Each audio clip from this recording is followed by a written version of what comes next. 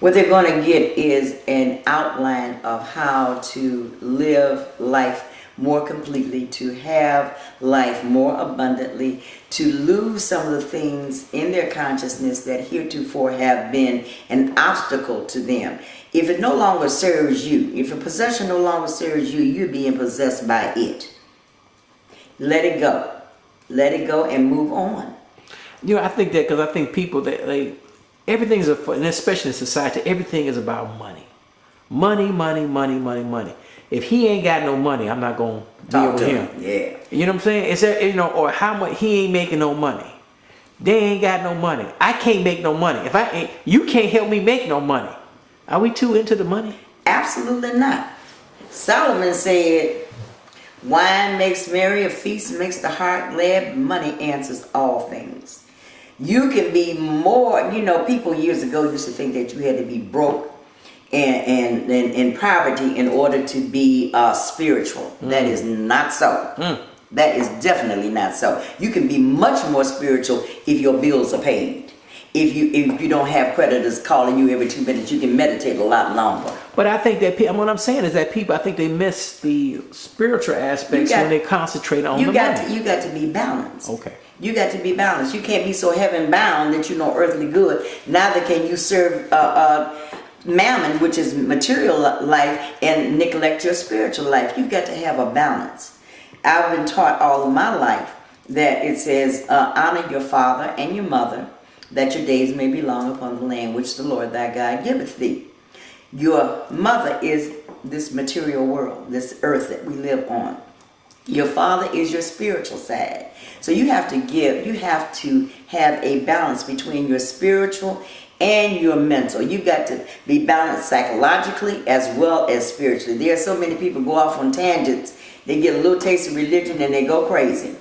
So you know you've got to have a balance. You've got to know who you are and whose you are, and spirit within you will lead, guide, and direct you to what you need to do to bring about the things that you desire. God doesn't intend for you to sit here and suffer. We all have strengths and we all have weaknesses, and sometimes we need to work on our weaknesses, and sometimes we really have to work on our strengths. Absolutely. Now, what I'm saying is that at your teaching center, can you help people get over their shyness, their lack of being organized, their self-confidence? Or, you know, some folks are lonely. I didn't really, because I'm fortunate to have a family.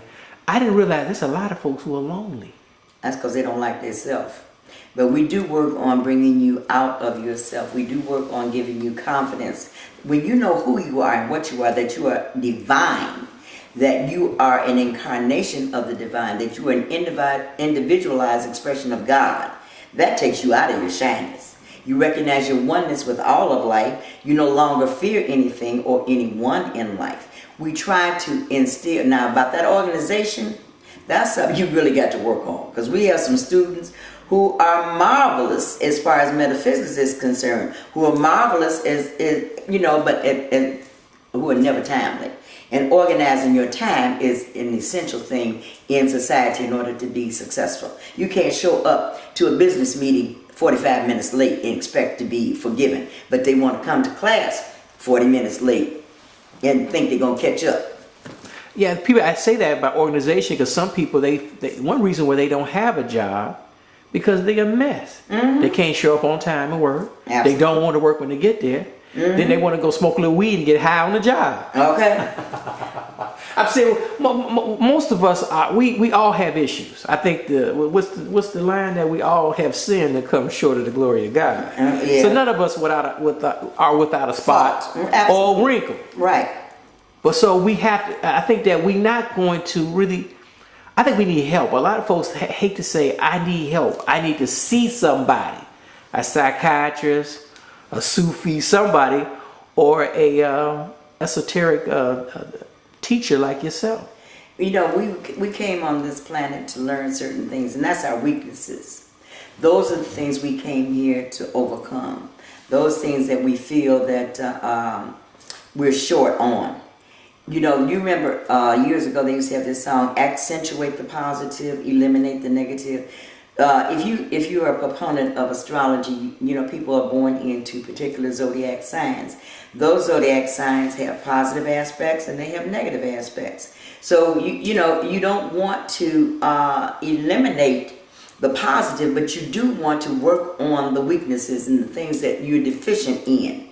If you're deficient in one thing, that's where you should put your focus on, not on the things you're good in, but the things you're not so good in. Some people are lonely simply because they don't want to work on their social skills. They want to talk to people all kind of crazy, and they want to treat people and misuse them and take advantage of them, and they wonder why don't nobody want to be bothered with them. There's people right now, I don't care if you are 20 years old or 80 years old. Nobody call them. Nobody come to see them. Mm-hmm. And they wonder, and they think they got the problem. People don't like me. What's wrong with me? Yeah. But they don't know they the problem. Absolutely. Absolutely. I used to have an aunt. And every time that I would call her, she would always compare me to another one of her nieces. And she would always make me down here and that one up there. And then, I kind of felt bad about how she did it. And then she would always complain that you never come see me. You never come. Well, that's the reason why I never come see you. That's absolutely the reason. No, I was in the doctor's office the other day, and the nurse told me how a lot of folks just come see the doctor because they lonely. And I never thought about. I'm serious. I never thought these are usually senior citizens, and they come see the doctor and pay that copay because they just want somebody to talk to. Oh my goodness! Now, I didn't know that. That blew me away. That's why I got on that tangent, and I thought about it. There are people I knew that I had to confess. I knew when I was young, when I was in my 40s. Or my 20s, I don't want to see now because I didn't really like dealing with them when they were their 20s and 40s. Nah. You know what I'm saying? So I think that we really do reap what we sow, don't we? Absolutely. But I have friends and students. I'm going to kind of put all of them in one. Just give you a hypothetical example. Lonely. And the reason why they're lonely because they don't do anything to occupy their time in a constructive, positive way. They'll call first thing in the morning. Hi, what you doing? I'm cleaning up.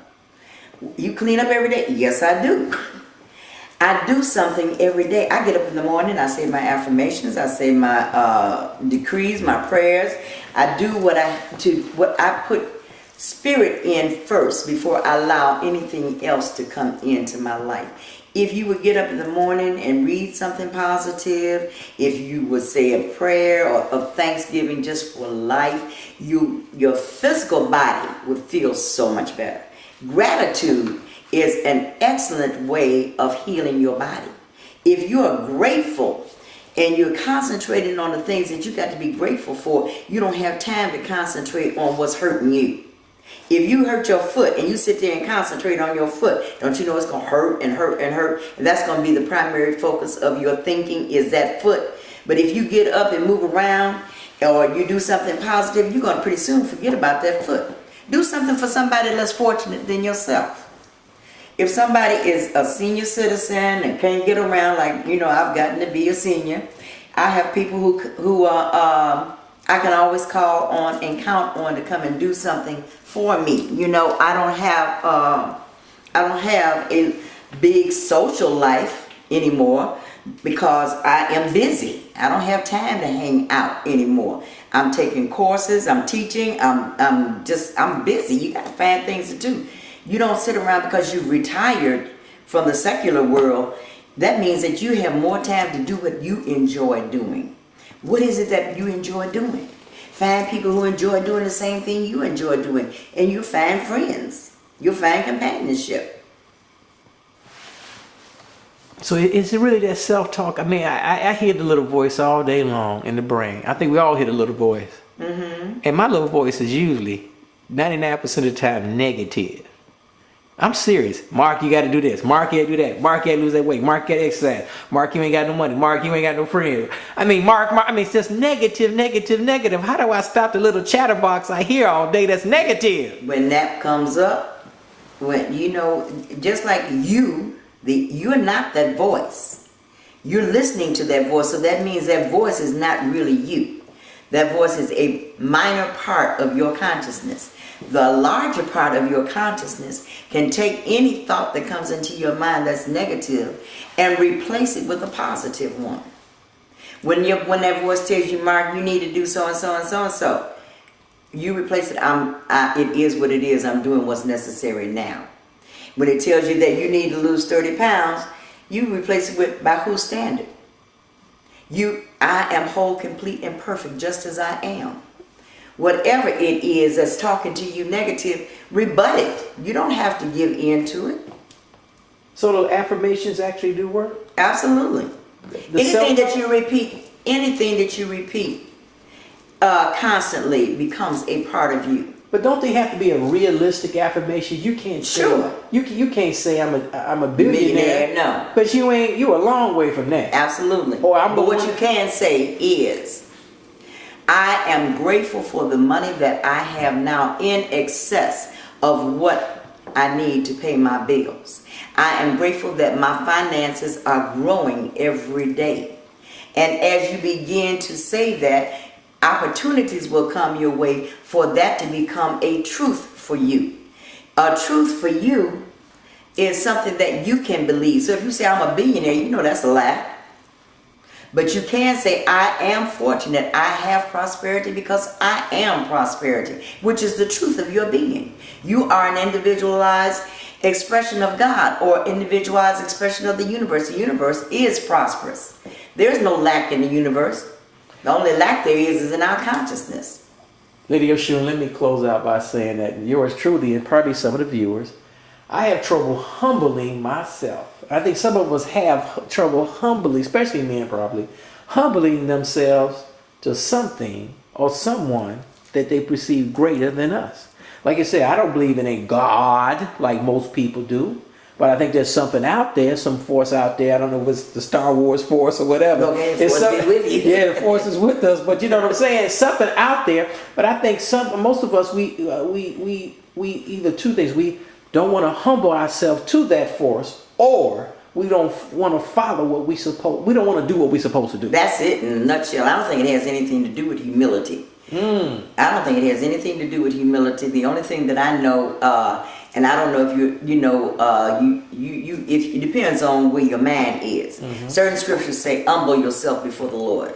Fear the Lord. I don't believe that. Right. I don't believe that. Right. Because I believe God is in me. God is in you. God is in that tree. God is everywhere. There's nowhere that God is not.